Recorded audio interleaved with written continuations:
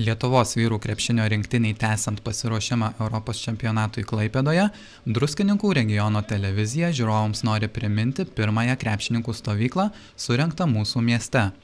Liepos 18-ąją čia susirinko 19 iš 20 į rinktinę pakviestų krepšininkų, o savo mintimis apie pirmąją treniruotę sutiko pasidalinti rinktinės vyriausiasis treneris Kęstutis Kemzūra ir kapitonas Robertas Javtokas.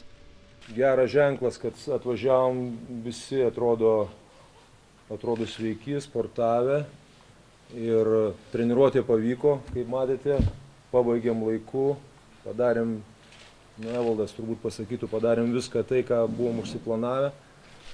Labai svarbu, norime, kad išnaudoti tą pirmas tą stovyklą ypač ir šiek tiek Klaipėdos stovyklos, kad išeiti į lauką, kad įkvėptų oro, liaudiškai tariant.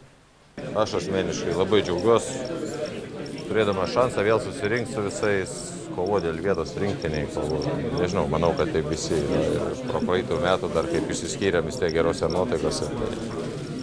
Visi labai patenkinti, suvažiavę su daug norų.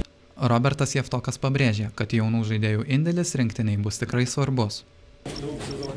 Bus matyti, kad iš pirmos treniruotės nieko negalima spręsti, bet priklausys, kas papuls. Manau, kad jie visada duoda energiją, gal didesnį tempą treniruotės, patyrė labiau gal proto, derinys gaunasi geras, paskui išrenka, atrenka, kas komanda geriausia ir treneris jais vadovas. Taip, kad manau, dar anksti ką nors šnekėti, ką jie duos.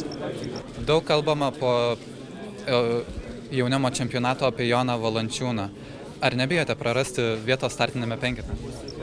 Tikrai nebijau. Jeigu jisai loš gerai, taip kaip lošia su jaunimu tarp vyrų, tai svarbiausiai pergalės, manau, tiek lietuviam, tiek man kaip lietuviu. Taip kad aš, jeigu man 5 minutės atiteks, jeigu iš viso netiteks, neturiu tikrai, kaip sakyti, ne tie metai, einu dėl pergalės, noriu išlošti ir kas geriausiai komandai, geriausiai ir man.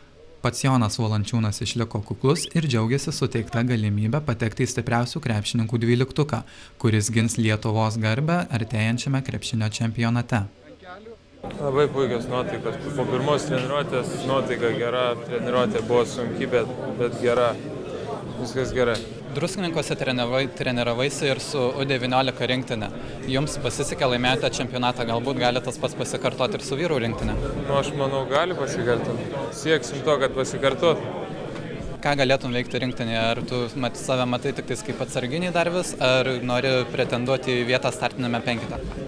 Aišku, tikiuosi dar būti atsarginis žaidėjas, tikrai nežinau, mano tikslai tiesiog patekti rinktinę, įrodyti, kad galiu patekti rinktinę, o jeigu žiūrėsim, bandysim kažką.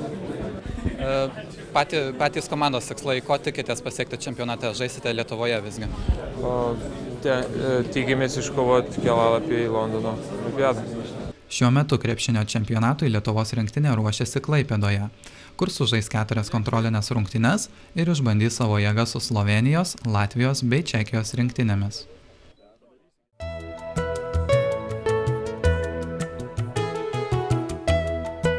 Jeigu ketinate keliauti į užsienį arba norėtumėte pareklamuoti mūsų miestą savo svečiams, maloniai kviečiame apsilankyti Druskininkų turizmo ir verslo informacijos centre.